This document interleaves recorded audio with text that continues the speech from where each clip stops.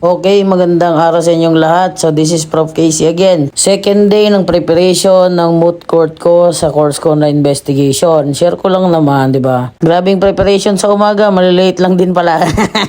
Wag natin kalimutang magpabango, baka umamoy. Hop!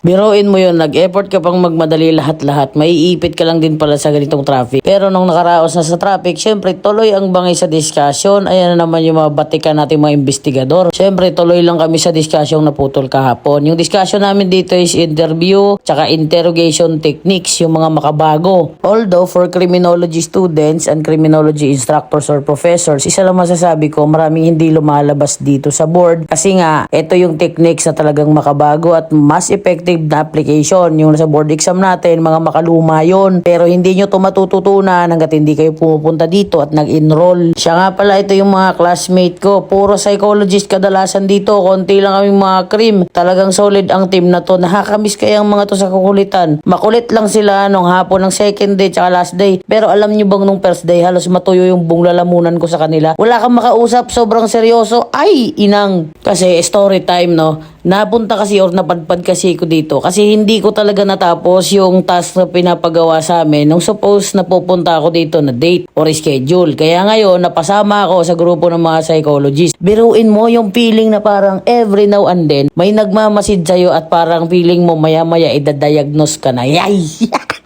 Kasi sa totoo lang, feeling ko lang yon.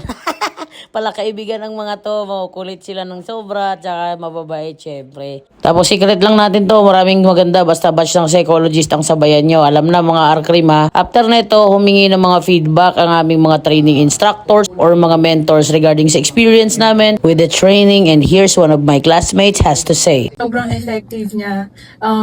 Kahit ako, na hindi ako pag nagle-lecture minsan nawawala ba ako sa thrill, pero you would always return back to humor.